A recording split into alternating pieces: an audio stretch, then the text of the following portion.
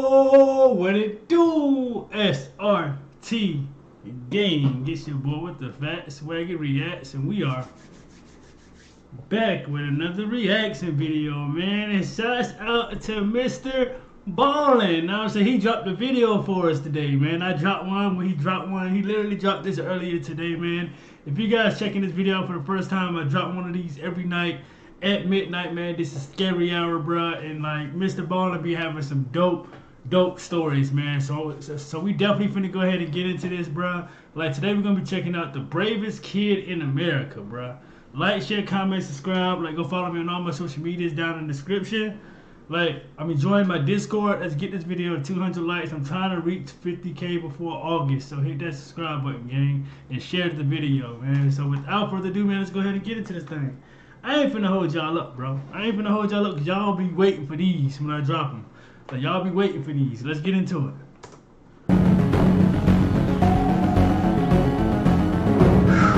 Let's go. Let's go.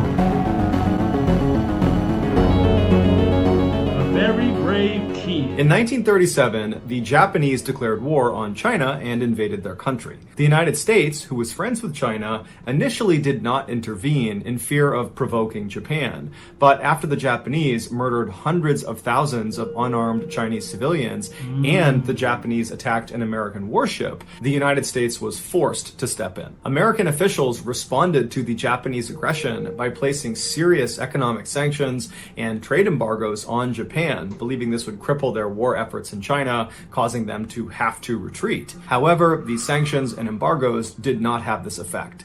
Instead, they just angered Japan and made them even more determined to hold their ground in China. Over the next few years, the United States and Japan attempted to negotiate some sort of settlement, but neither side would make any concessions, and so neither side would budge. A few years later, on the morning of Sunday, December 7th, 1941, the Japanese launched a surprise aerial attack on the American military base in Pearl Harbor, Hawaii. After the 2-hour attack... Like, I just want to say, man, everyone that's still out there, man, in the Army, man, or Navy, just over there fighting in general, man, I hope everyone is doing okay. You know what I'm saying? 'Cause I know this war stuff is really serious. You know what I'm saying? And like I got a couple friends that used to be in the Army, this, that, and the third, man. Like it's crazy over there, man. If you guys got family or friends or just know anyone in general that's out there, man, just text them, just check on them and just see if they're okay, man. Just check in on them on a daily basis, because anything can happen over there, bro. Anything. Aerial attack on the American military base in Pearl Harbor, Hawaii. After the 2-hour attack was done, over 2,400 Americans were killed, with another 1,000 wounded, and 300 airplanes and 20 ships were either destroyed or significantly crippled. The Japanese had hoped this attack would goad the United States into lifting the sanctions and embargoes they had placed on them from back in 1937. But instead, all the Japanese did was goad the United States into all-out war with them. One day after the Japanese attack on Pearl Harbor, the United States officially declared war on Japan, thus entering World War II. On the day the Japanese bombed Pearl Harbor, Jack Lucas, like every other American in the country, was glued to his radio listening to the news. He was devastated and shocked at this carnage he was hearing about in Hawaii. And so by the time the President of the United States was declaring war on Japan, Jack had already made up his mind that he was going to join up and he was going to fight for his country. However, there was an issue. Jack wasn't old enough to join the military. You needed to be 17 years old, and Jack was only 14. Oh, yeah. They said that this guy was a kid when all this happened. So, yeah, that's why he said he got to be 17, because he was 14. Because he said that, like in the beginning, but I skipped past that. You know what I'm saying? I'm sorry, y'all, but yeah. But this was not going to stop Jack. So he created this fake document that said he was 17 years old, and he forged his mother's signature on it. And then, after bribing him, he got a notary to sign off on this document as well. And so Jack took it. Wait, hold up, bro. So you mean to tell me a 14-year-old kid is about to go to war? 14? bribing him, he got a notary to sign off on this document as well. And so Jack took his forged documentation, he gave it to the recruiter, and before long, Jack was accepted into the armed services and was on his way to Marine Corps boot camp. What? After completing initial training and becoming a Marine, the Marines found out Jack's paperwork was actually faked. But instead of kicking him out of the military, they said, Jack, you can stay in, but under one condition. You can't go overseas to combat. That's what I'm saying, bro. He's 14 years old, bro. There's no way y'all need to be sending him to no war, bro. He shouldn't even be there, period. But, oh, man. And then his parents just gonna let it happen, though. Like, his parents just literally just let him go. A 14-year-old kid. You can stay in, but under one condition. You can't go overseas to combat. You have to stay in the United States. You can drive a truck and help out around here, but you can't deploy and go to war until you're of age. Jack was not happy about this, but initially he did as he was told, and he did just drive a truck around and support it as best as he could. But after about a year and a half, 2 years of this, Jack just couldn't do it anymore. That was not why he had forged this document to get into the military. He had done that so he could actually go fight in the war. And so finally, when he was just 16 years old, he abandoned his post and snuck onto the back car of a troop transport train that was going to another military base. And so when he arrived at this base, which was in California, he hopped off and then ran to the docks where there were these big warships. And he saw one of them, there was a whole bunch of troops loading onto it. And he figured, that's where I need to go. And so he snuck onto the ship and he hid down below. And then after the ship took off and was out to sea, he revealed himself and he walked up to a Marine officer and he kind of played off the, oh, I must have got on the wrong ship, but now that I'm here, can I join your unit? And this officer, who had no idea how young Jack was, eventually said, okay, but prepare yourself because we're going to invade Iwo Jima. Now, Jack had never heard of Iwo Jima and did not know its significance. But frankly, Jack didn't really care. He was just glad that he was actually going to see combat. What Jack couldn't have known, and what the other Marines on the ship couldn't have known either, is that the battle for Iwo Jima would become one of the bloodiest and deadliest battles of the entire war. The Japanese that were on this island defending it were absolutely fearless and would not surrender despite being outnumbered, and they were heavily entrenched in these caves and tunnels built in all over the island, and they rarely left these caves and tunnels, which meant Jack and the other Marines, when they landed on this island, the only way they could fight the Japanese was by literally crawling down into these tunnels, which were usually booby-trapped, and fighting up close and personal with the enemy. Jack's ship arrived off the coast of Iwo Jima in February of 1945 when Jack was still 16 years old. On February 19th, the first wave of Marines climbed down the side of this big ship down onto these smaller amphibious landing crafts, and then one by one they began making their way towards Iwo Jima to begin the invasion. Jack was not part of this initial invasion. He would be going out on day 2 with the second wave of Marines. And so Jack and all the other second wave Marines just stood at the front of the ship and watched as these amphibious crafts made it up to the beach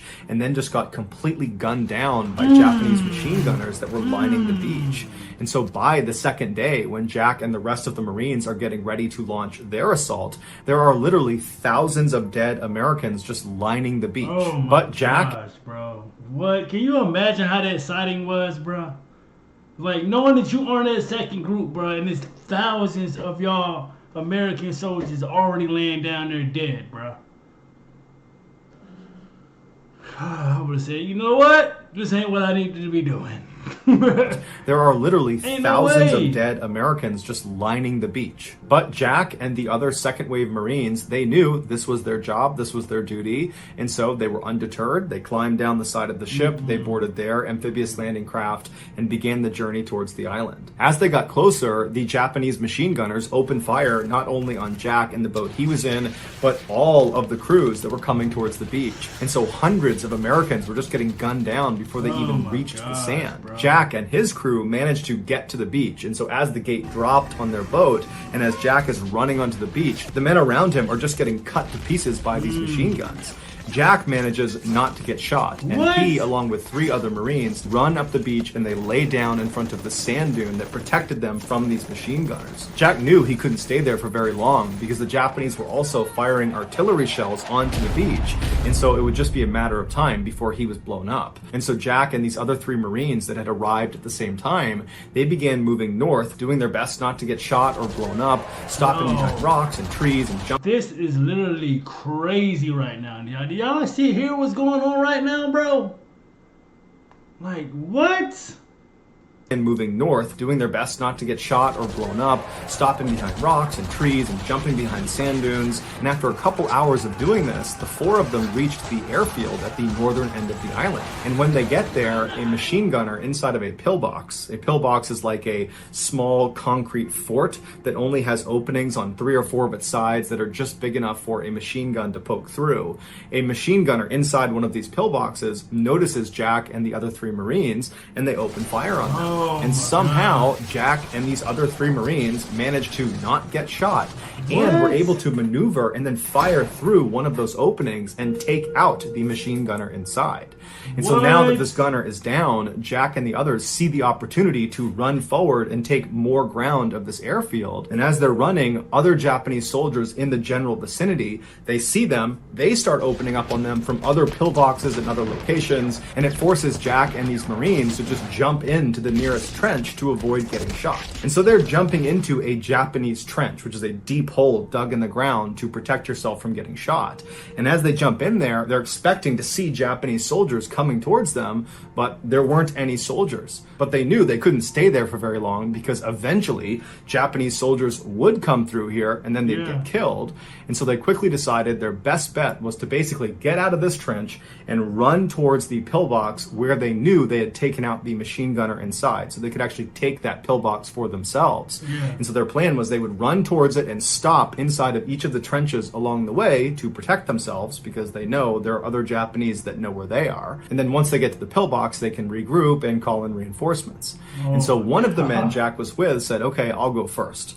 And so he climbs out of his trench as the Japanese are shooting at him, and he sprints about 10 or 15 feet until he gets to the next trench on the way to this pillbox. And so Jack is watching as this guy jumps into this trench, and as soon as he disappears out of view, this Marine is immediately turning around and scrambling to get back out of the trench, and he's trying to run back towards Jack and the other 2 Marines he was with. It would turn out this guy had jumped into another Japanese trench that was full of Japanese soldiers. He'd actually landed on top of an actual soldier. But these Japanese soldiers were so caught off guard by this, they didn't have time to react and shoot this Marine before the Marine was able to scramble out and get back to Jack and the others. And then for the next several minutes, Jack and these other 3 Marines opened fire on these Japanese soldiers in this trench like 10 or 15 feet away, and these Japanese soldiers, they too opened fire on Jack and the other 3. Jack was able to take out 2 of the Japanese soldiers before his gun jammed, and so he ducked down into the trench to... And bro, he's nothing but 16 years old doing this, bro.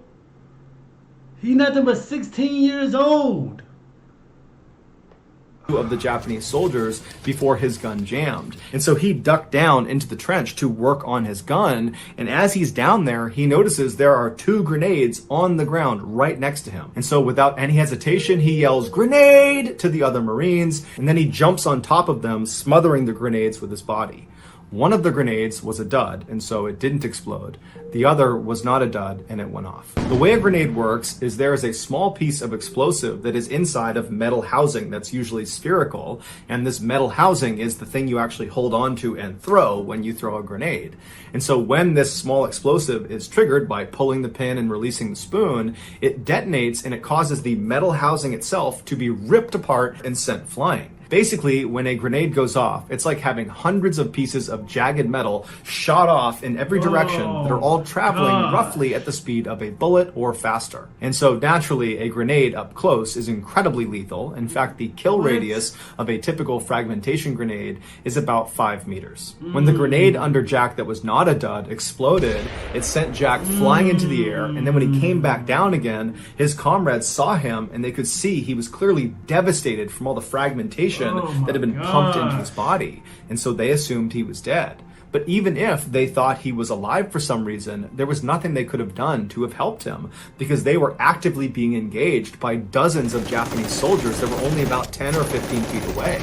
And so eventually, these 3 other Marines that Jack had just saved were forced to leave Jack where he was and retreat back to the beach, and they would all live. The Japanese soldiers in the trench that they were fighting against would eventually come into Jack's trench, but most likely when they saw Jack laying there just completely ruined from this grenade, they assumed he was dead, and so they just kind of left him there. But Jack wasn't dead. He just couldn't speak, and he couldn't see anything, and he really couldn't move, although he could wiggle a few fingers on his left hand. And so for hours, as he lay there in agonizing pain, in and out of consciousness, he just wiggled the fingers on his left hand, hoping an American would see him and know he was still alive. And you gotta figure, this whole time, it is just constant chaos all around him. His chances of survival are incredibly slim. The idea that an American is gonna find him and be able to evacuate him is almost zero, and he must have known that. But by some miracle, eventually another American unit did find their way into Jack's trench, and they did notice him wiggling the fingers on his left hand. And so they were able to evacuate him from the trench down to the beach, and from there, under the cover of darkness, they were able to bring him out to a hospital boat offshore, and there he would begin the first of 26 major surgeries to remove the grenade shrapnel. Damn, 26 surgery? Oh. Woo! Boy! What? Would begin the first of 26 major surgeries to remove the grenade shrapnel from his torso, his arm, and his face. Despite his grievous injuries, Jack would surprisingly make a full recovery. And 8 months after his injury, the President of the United States would award him the highest decoration for bravery, the Medal of Honor. He would be... Bro, and you want nothing but 16, bro. Oh my gosh, bro. This is a crazy ass story, bro. Bro, what? United States would award him the highest decoration for bravery, the Medal of Honor. He would be the youngest recipient of this award since the 1800s, and to this day, he is one of only a handful of miners to have won this award. Following his departure from the military, Jack would survive a near-death experience while skydiving when both of his parachutes, his main and his reserve, failed, and he just smashed into the ground, but somehow lived. He would also survive a very bad house fire, and he would survive an assassination attempt on his life by his ex-wife. And so naturally... Bro, what the hell going on with this guy, bro? He is like indestructible, bro. Exactly what that shit says. Indestructible. That's exactly what he is, bro. All this stuff that he's going through and he's just surviving, bro. What? This is crazy, dog. An assassination attempt on his life by his ex-wife. His ex-wife even tried to assassinate him. What is going on? And so naturally, he titled his memoir Indestructible. Jack would eventually die of natural causes on June 5th, 2008. He was 80 years old. So that's going to do it, guys. If you found the secret in today's episode, let us know in the comments section. Yo, much respect to him, bro. Much respect to that guy right there, bro. That's crazy, bro. All these near-death experiences that he went through his life, bro, he definitely deserved that, bro. Like, I mean, like, he definitely, like, deserved the medals that he got for what he been through in his life, bro. And then he died from natural causes. Wow, bro. Wow, bro. Shouts out to Mr. Ballen, bro. He don't be playing when it comes to these videos. I'm glad I caught one that he dropped today, bro. Let me know what you guys thought about this reaction, man. Again, like I said earlier, man, like, if you got anyone that's out there in the Army, Navy, anything, bro, just give them a call, shoot them a text. Just check up on them, man. Just see if they're okay, man, and just make sure that you guys stay in contact, man, because you don't know when it's going to be there. You know what I'm saying? Like, you don't know what's going to happen over there. Don't know what's going to happen, man. But like, share, comment, subscribe. Let me know what you guys thought. Make sure you guys are tuned in tomorrow. I'm going to drop another one at midnight. But I need you guys to, you know what I'm saying, hit that thumbs up button, man. Get this video to 200 likes. I'm definitely going to spin the block again, man. Shouts out to Mr. Ballen and SRT Gang. I am out this thing, man. Let's get it.